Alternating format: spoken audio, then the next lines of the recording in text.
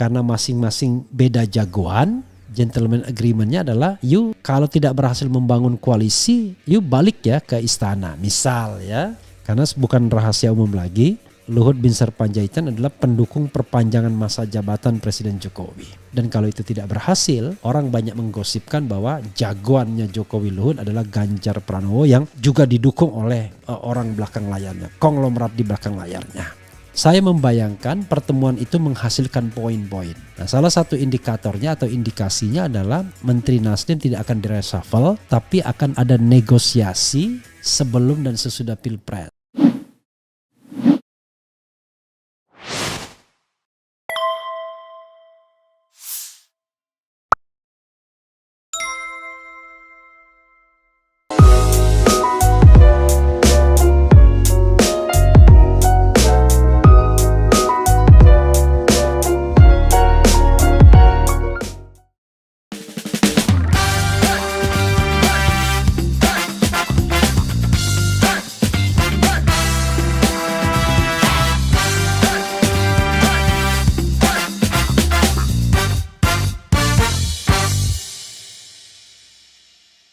Assalamualaikum warahmatullahi wabarakatuh.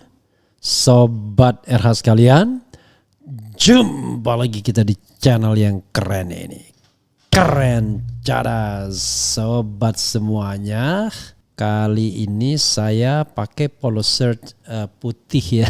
Ini varian yang baru lagi ya. Jadi sudah punya 3 polo shirt warna biru dongker, kemudian merah marun tadi, dan ini warna putih. Mudah-mudahan sobat tertarik ya. Kalau tertarik silahkan hubungi nomor HP yang biasa tertera 0878 8676 3363 ke Amel ya atau admin. Ya sobat era sekalian, ini ada berita yang menggemparkan. Kenapa menggemparkan? Karena ini ada pertemuan antara Surya Paloh dan Luhut Binsar Panjaitan di London. Kira-kira dia ngomong apa? Ya pastilah soal pencalonan presiden. Ini Anies Baswedan.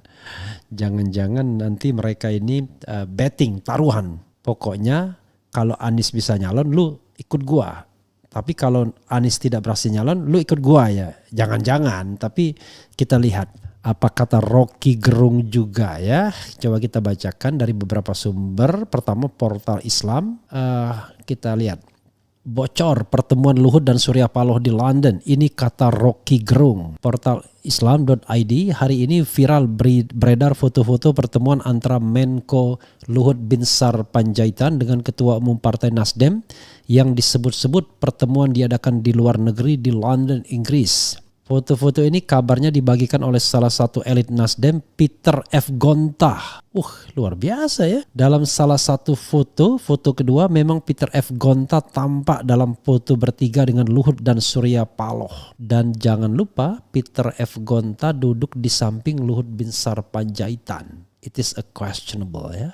Pertemuan tersebut terjadi pada tanggal 13 Desember lalu namun baru dibocorkan sekarang. Pengamat politik Rocky Gerung menganalisa pertemuan Luhut dan Paloh ini dan kenapa baru diungkap sekarang atau setelah 1 bulan pertemuan. Ini bukan sekedar bertemu tapi ada yang atur, kata Rocky Gerung dalam bincang-bincang dengan wartawan senior Herso Beno Arif di channel YouTube Rocky Gerung. Pertemuan ini, kata Rocky, terkait 2 hal, reshuffle kabinet yang kabarnya Menteri Nasdem bakal dicopot dan terkait pencapresan Anies Baswedan.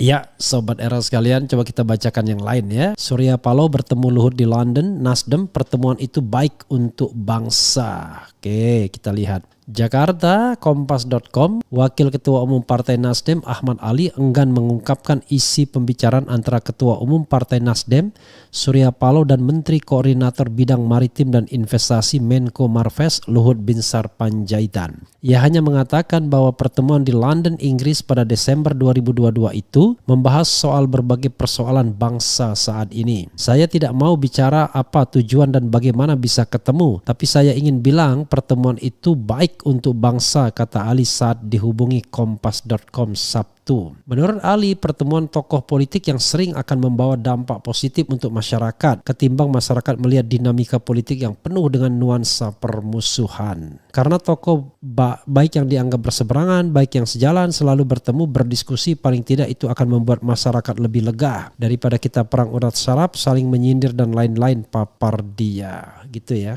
Intinya adalah elit terus sejahtera.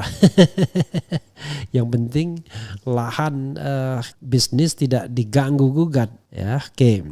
Jadi siapapun yang berkuasa, siapapun yang menang, oligarki tetap jaya. Ali mengatakan pertemuan tersebut juga merupakan silaturahmi dua tokoh yang telah berteman sejak lama. Pertemuan itu belum lama, pertemuan itu pertemuan dua sahabat, kebetulan bertemu di London, kata dia. Ingat Pandana Baban ya, kalau Luhut sama Surya Paloh ini sempat mau berkelahi. Diketahui saat ini hubungan Nasdem dan Istana serta PDIP tampak renggang. Hal itu terjadi setelah Nasdem memutuskan untuk mengusung mantan Gubernur DKI Jakarta Anies Baswedan sebagai calon presiden capres terbaru. Kader elit PDIP Jarod Saiful Hidayat dan Hasto Kristianto terus menyampaikan desakan agar kader Nasdem mundur dari Kabinet Indonesia Maju. Namun Nasdem kekeh mengatakan setia terhadap pemerintahan Presiden Joko Widodo dan Wakil Presiden Ma'ruf Amin hingga masa jabatannya berakhir. Ya, itu dari dari Kompas. Coba dari Detikcom, cerita di balik jumpa Surya Paloh dan Luhut di Eropa. Ketua Umum Partai Nasdem Surya Paloh sempat bertemu, dari Detikcom ya, bertemu Menko Maritim dan Investasi Luhut Binsar Panjaitan. Pertemuan itu berlangsung di Eropa. Apa yang dibahas keduanya? Momen pertemuan Surya Paloh dan Luhut itu diungkap oleh politikus Partai Nasdem Peter F. Gonta. Peter mengunggah momen tersebut di akun Instagramnya Jumat 13 Januari 2023. Dalam pertemuan tersebut Surya Paloh terlihat mengenakan setelan serba hitam, sedangkan Luhut memakai jas bernuansa gelap.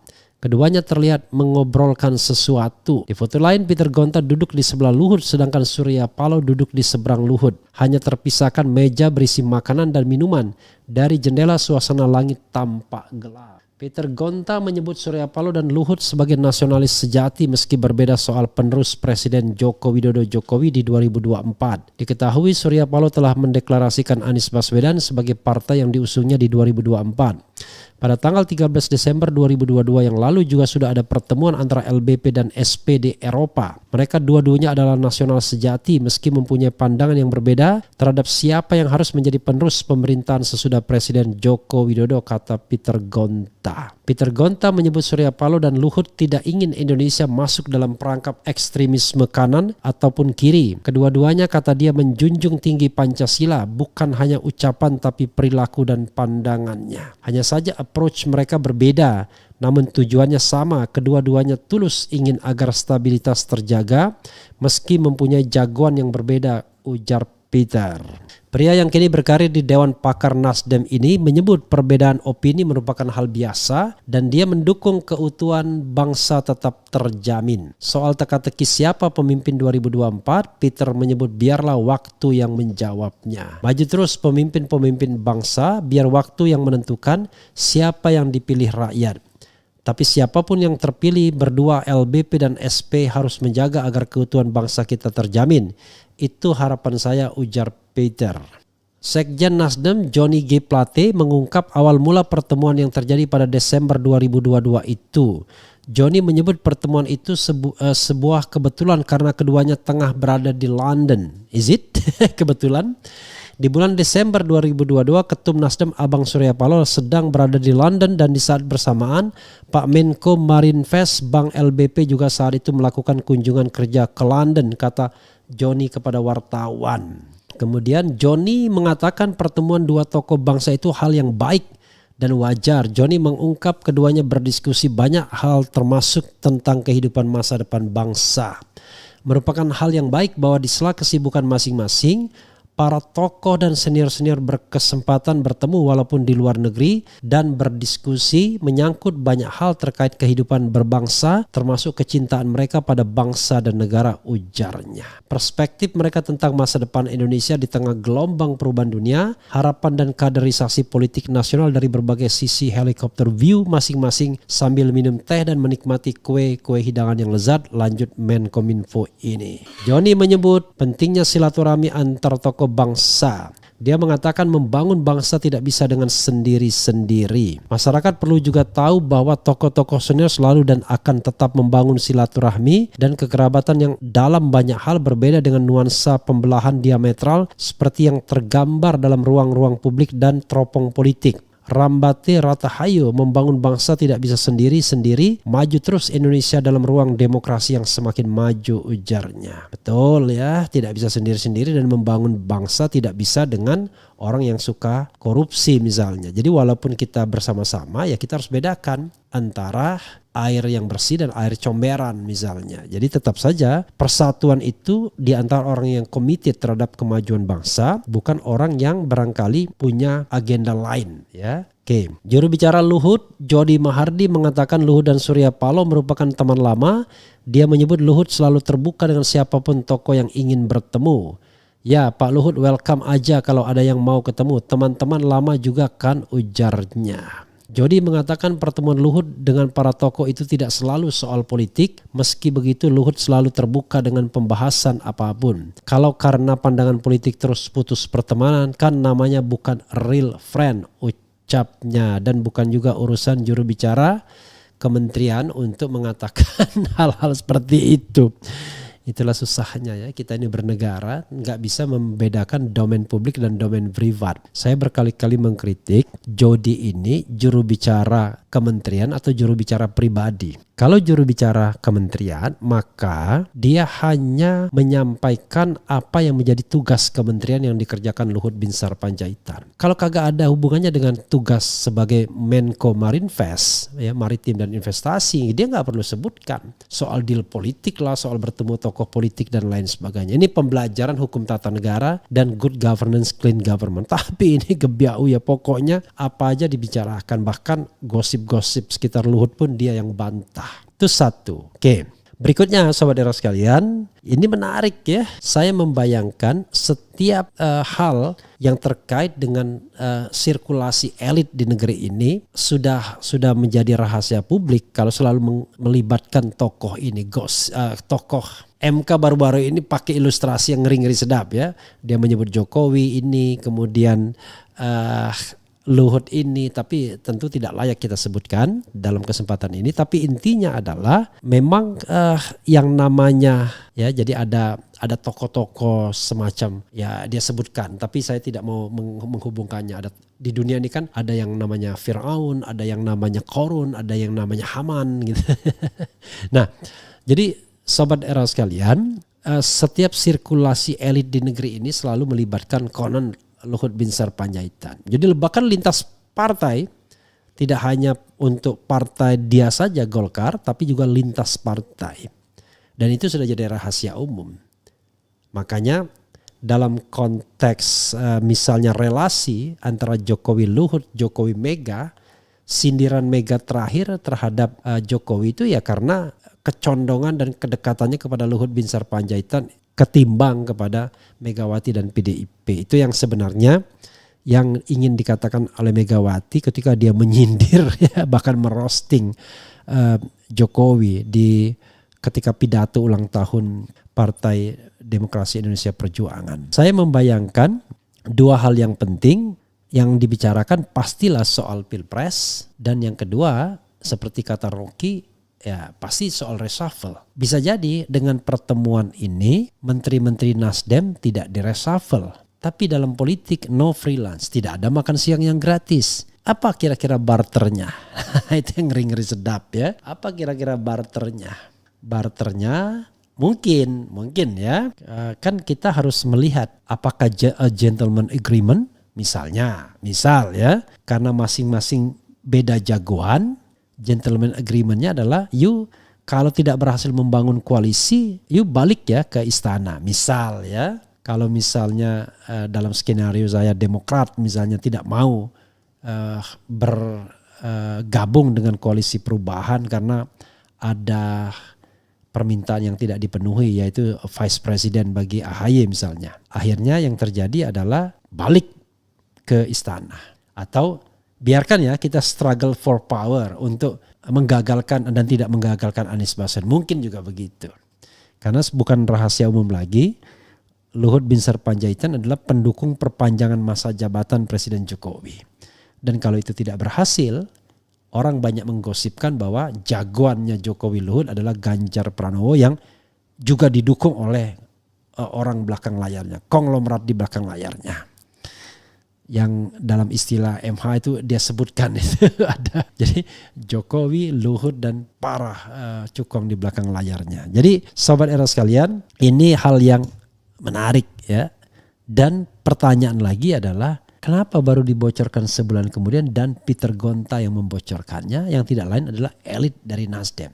Tapi kalau dilihat dari posisi duduknya, kok secara pribadi kok malah lebih dekat dengan Luhut kayaknya. Karena posisi duduk itu menentukan kedekatan. Jadi walaupun resminya dia dari partai Nasdem, tapi duduknya di samping Luhut. Dan jangan-jangan dia pula yang mempertemukan, we don't know exactly. Karena dengan dia duduk di sana itu menunjukkan dia punya makom yang sama untuk ikut dalam pertemuan itu.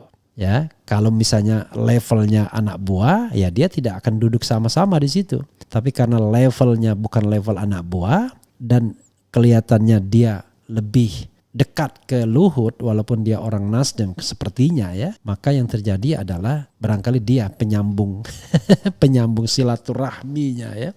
Oke, kita bacakan sobat era sekalian ya spekulasi ini dan mudah-mudahan ini tidak berpengaruh dalam pencalonan Anies Baswedan sebagai presiden dan wakil presiden dan juga upaya kita untuk mengusung koalisi perubahan perbaikan. Sebenarnya tidak ada yang salah dengan siapapun yang ingin membangun negeri ini. Yang salah adalah kalau membangun negeri tapi juga misalnya membangun oligarki yang mengeruk kekayaan negara. Misalnya begitu. Contoh misalnya Undang-Undang Minerba. Jelas Undang-Undang Minerba, Undang-Undang nomor 3 tahun 2020 itu memberikan fasilitasi kepada para konglomerat tambang untuk mendapatkan perpanjangan dengan kata-kata otomatis lagi di situ. Coba lihat pasal 169, pasal 170 dari Undang-Undang nomor 3 itu yang memfasilitasi perpanjangan konsesi dari para penambang yang nilainya pastilah triliunan, puluhan triliun, saya tidak tahu apakah ratusan triliun terhadap hasil tambang terutama batu bara yang harusnya pulang ya kembali untuk negara. Oke, kita bacakan ya. Pasti ganti presiden nih. Assalamualaikum, salam hangat dan sehat selalu. Insya Allah Eko S. Irwandi. Third ya, second. Luhut ini sangat netral sebenarnya. It could be possible not to be neutrality, tetapi juga jadi ada pragmatisme dalam politik juga. Dalam pragmatisme dalam politik maksudnya begini, tidak dalam selalu pengertian yang negatif. Jadi pragmatisme dalam politik nggak terlalu peduli mau kucing hitam, kucing putih, ya kan? Yang paling penting bisa nangkap tikus, kira-kira begitu, ya, bukan kira-kira begitu. Itu pragmatismenya. Barangkali dia tidak terlalu peduli, ya, mau nanti kanan, kiri, dia punya favoritism. Tapi kalau misalnya ternyata sektor kiri tidak bisa diusung, ya udah ikut sektor kanan saja. Nah, yang paling penting adalah antara minyak dan air jangan digabungkan, rusak negara. Kalau seandainya misalnya orang-orang yang selama ini mencoleng, menggaruk kekayaan negara tetap berkuasa, itu yang harus dibersihkan sesungguhnya oleh pemerintahan siapapun ya, tanpa menyebut nama siapa, kita nggak tahu ya siapa itu. Oke. Politik itu kejam. Opung bukan netral cari selamat di hari tuanya, jangan sampai habis debui air hidupnya. Ya, yang paling berat adalah kalau ada yang namanya people justice ya, keadilan atau pengadilan rakyat. Nah, itu yang ribet. Oke. Opung itu bagian dari oligarki keren cadas Bang Refli. Selalu Luhut kemarin ke Prabowo juga. Manuver orang istana hanya baik untuk rezim. Kenapa harus jauh-jauh bertemu di London? Apakah di Indonesia tidak ada tempat yang aman? Ya, itulah juga menjadi masalah. Pertanyaannya adalah apakah ini adalah kebetulan? Apakah ini direncanakan? Coba kita lihat bagaimana tanggapan Sobat RH terkait dengan ini ya. Coba kita lihat berapa angkanya. Menurut Anda mana yang benar soal pertemuan Luhut dengan Surya Paloh di London? 2100 kebetulan 14%, direncanakan 86% ya, direncanakan 86%. Jadi lebih banyak yang yakin bahwa pertemuan itu direncanakan. Oke, coba kita lihat komentarnya ya. Nggak ada yang kebetulan, apalagi ini di luar negeri. Emangnya sinetron yang serba kebetulan. Akankah negeri semakin banyak sinetron? Semoga Surya Paloh tidak tergoda. Gak ada yang kebetulan, semua politisi apalagi petinggi punya informan yang valid seperti Intel. Ketemuannya kurang jauh, coba ketemuannya di luar planet gitu, maka gak ada yang tahu. Yang aneh foto pertemuan tersebar ke publik dan sengaja disebarkan oleh orang Nasdem sendiri, oleh Peter Gonta. Apa maksudnya? What does it mean ya? Oke. Disuruh si Pino, hahaha. Sepertinya kebetulan sudah direncanakan sebelumnya. Jadi kebetulan sudah direncanakan sebelumnya. Menarik juga ya. Jadi ini kebetulan sudah direncanakan sebelumnya. Direncanakan agar Anies tidak jadi nyapres. Emang kenapa ya kalau ketemu ada yang salahkah? Nah ini nggak salah kalau memang ketemu kebetulan, tapi kalau bertemunya untuk negosiasi menggagalkan pencalonan ya itu bermasalah tentunya. Seharusnya Anies dicalonkan PKS ya, tidak produktif karena PKS kan mudah sekali dituduh sebagai ekstrim kanan. Nggak ada urusan, sibuk amat loh, nganggur ya. Oke, apa ini? Hak saya untuk tidak percaya kepada Mr. Luhut Binsar Panjaitan direncanakan. Ya, kita lanjutkan lagi pembahasan komentar Sobat RH yang di videonya ya, tadi di komentar. Jadi lebih banyak orang percaya kalau itu memang sengaja direncanakan, luar biasa ya. Nego bro, dalam politik tidak ada sahabat abadi, yang ada kepentingan abadi. Bisa jadi ini cipta kondisi, tapi entah apa di baliknya. Mungkin Luhut ingin bergabung, hahaha. Teguh Santoso, tidak ada yang kebetulan dalam politik, apalagi Nasdem saat ini ngeri-ngeri sedap soal isu reshuffle kabinet di 2023. Di sisi lain, Nasdem berharap bisa mendampingi rezim Jokowi sampai akhir, entah apa alasannya. Jadi sahabat sekalian, Nasdem itu main di dua kaki saat ini. Separuh kaki keluar istana dengan mendukung atau mengusung Anies, separuh kaki masih di istana dengan mempertahankan menteri-menterinya di kabinet Jokowi. Nah, sementara PDIP bernafsu betul kick out Nasdem ya, kick Nasdem out di dalam kabinet sebagaimana berkali-kali disampaikan oleh Sekjen PDIP dan juga Jarod Saiful Hidayat. Tapi sampai sekarang Presiden Jokowi kelihatannya masih poco-poco, maju mundur. Makanya dia utus ya LBP andalannya, ini analisis ya, untuk heart to heart dari hati ke hati dan di tempat yang sepi, jauh dari Jakarta, yaitu di London. Jadi sahabat era sekalian, pastilah orang-orang sibuk ini tidak kebetulan bertemu, pasti direncanakan. Di London biar punya ya nuansa seperti Don lah, kira-kira begitu ya. Oke.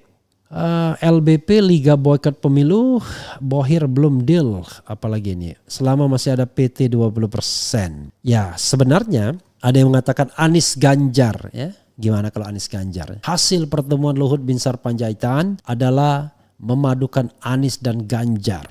Gimana coba? Kenapa? Karena berhadapan dengan Teguh Umar yang kelihatannya mengeras untuk memasangkan Prabowo Puan. Nih gimana?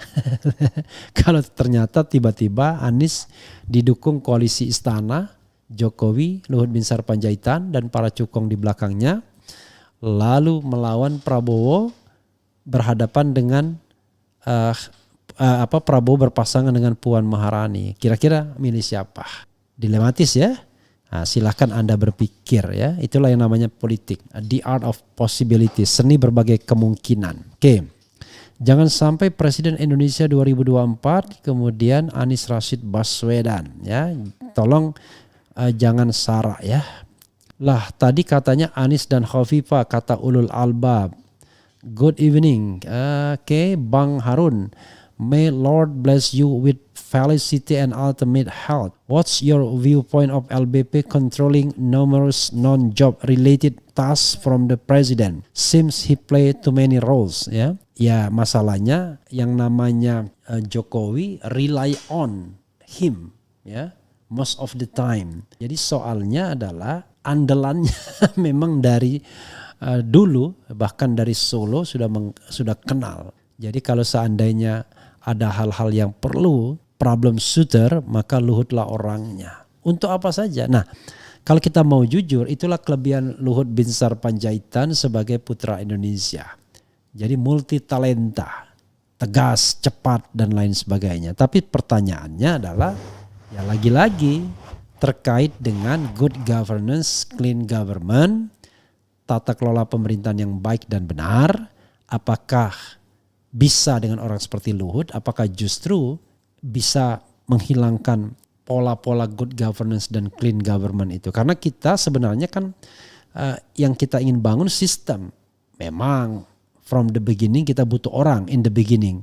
Tetapi the last kita butuh sistem yang baik dan solid. Ya sobat era sekalian, itu saja ya. Banyak spekulasi yang berkembang tentunya. Kita akan lihat bagaimana perkembangan selanjutnya setelah pertemuan ini. Pasti akan ada kejutan-kejutan. Dugaan saya ya, kalau dealnya jalan, menteri-menteri Nasdem itu tidak akan direshuffle. Oke. Ya. Itu analisis. Lalu sebagai kontraprestasinya apa? Kontraprestasinya adalah seandainya Anies Baswedan tetap nyalon dan kemudian menang, maka berlaku yang namanya mikul duor mendem jeroh. Yang berlalu biarlah berlalu. Gak usah lagi dipermasalahkan. Nah, itu juga aspek yang membuat Luhut dan Jokowi aman dan nyaman juga. Mungkin ada soal lain juga yang dinegosiasikan, misalnya soal IKN. Bagaimana IKN? Apakah akan dilanjutkan atau enggak? Jadi saya membayangkan pertemuan itu menghasilkan poin-poin. Nah, salah satu indikatornya atau indikasinya adalah Menteri Nasdem tidak akan direshuffle, tapi akan ada negosiasi sebelum dan sesudah Pilpres. Kalau misalnya sebelum Anies kalah, oke, negosiasi selesai. Tapi kalau Anies menang, maka ini loh poin-poinnya. That's politik. Oke, kita akan lihat ke depan bagaimana. Wassalamualaikum warahmatullahi wabarakatuh. Cia.